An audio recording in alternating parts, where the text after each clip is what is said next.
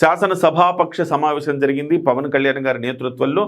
స్థానిక సంస్థల ఎన్నికల్లో ఏ రకమైన వ్యూహాన్ని అనుసరించాలి అనే దాని మీద పవన్ కళ్యాణ్ గారు దీంట్లో ప్రధానంగా చర్చించారు. స్థానిక సంస్థల ఎన్నికల్లో గతంలో మనం తీసుకున్న రేషియోలో గతంలో 15% మాత్రమే తీసుకున్నారు. ఆ రేషియోలు ఇప్పుడు తీసుకునే అవకాశం లేదు.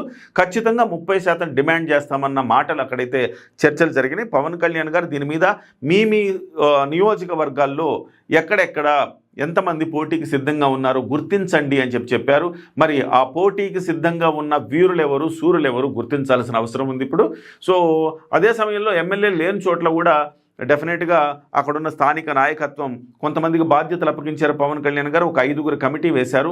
సీనియర్ నాయకులతో 9 నుంచి 11 మంది ఎమ్మెల్యేలతో పాటుగా సీనియర్ నాయకులందరితో కలిపి ఒక కమిటీ వేశారు. ఈ కమిటీ ఎమ్మెల్యే లేని చోట కూడా ఇతర నియోజకవర్గాల్లో కూడా ఎవరు పోటీకి అర్హులు, ఎవరు చేయగలుగుతారనే అంశాన్ని ప్రధానంగా వీళ్ళు ట్రేస్ అవుట్ చేసి వాళ్ళని గుర్తించి వాళ్లకు సీట్లు ఇచ్చే ఒక ప్రయత్నం చేస్తోంది.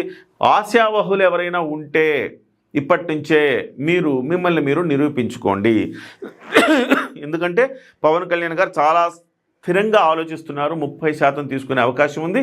సో 30% తీసుకుంటే అభ్యర్థులు లేరు అని అనుకోకూడదు. కాబట్టి ఎవరెవరు అభ్యర్థులు ఉన్నారు, మేము దీనికి క్యాపబుల్ అని నిరూపించుకునే వాళ్ళు ఎవరనంటే ముందుకు రండి. ఖచ్చితంగా మీలాంటి వాళ్ళు ఎవరైనా ఉంటే కిరణ్ టీవీకి కూడా రండి. కిరణ్ టీవీ ద్వారా ఇంటర్వ్యూలో మీరేం చేశారు, మీరెందుకు అర్హులు, మీరు ఎలాంటి వాళ్ళు అని చెప్పేసి కిరణ్ టీవీ ద్వారా ఒక పరిచయ కార్యక్రమం చేసుకుందాం.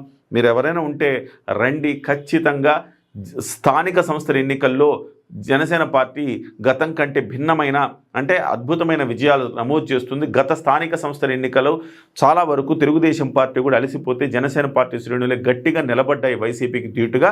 సో పవన్ కళ్యాణ్ గారు అంశాన్ని ప్రస్తావించారు. గతంలో కూడా చాలా గట్టిగా నిలబడ్డాం, వాళ్ళ సేవలని వాళ్ళ త్యాగాలని మనం మరిచే ప్రసక్తే లేదు. వాళ్ళందరికీ కూడా ఇవాళ సముచితమైన స్థానం కల్పిస్తాం. ఈసారి ఖచ్చితంగా మనం గట్టిగా పోరాడతామని చెప్పేసి పవన్ కళ్యాణ్ గారు అన్నారు.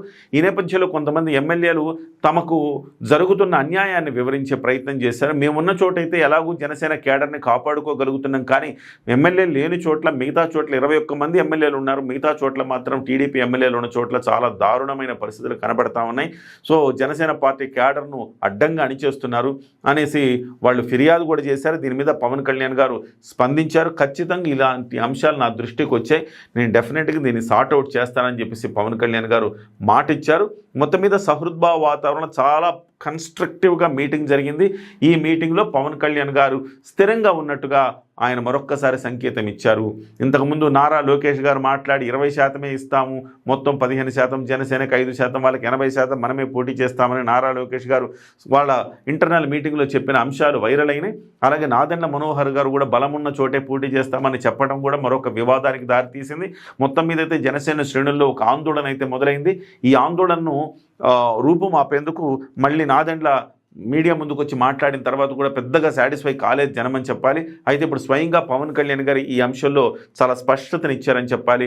డెఫినెట్గా మనము అన్ని చోట్ల 30% సీట్లు తీసుకొని మనం పోటీ చేయబోతున్నామని చెప్పారు. డెఫినెట్గా రెడీగా అండి, రేసు గుర్రాలు ఎవరైతే ఉన్నారో రెడీగా అండి. మీరు ఎవరైనా మిమ్మల్ని మీరు పరిచయం చేసుకోవాలంటే కిరణ్ టీవీ వేదికగా మీరు కిరణ్ టీవీని మీరు వినియోగించుకొని మీరు వచ్చి ఇక్కడ ఇంటర్వ్యూలు ఇచ్చే అవకాశం ఉంది.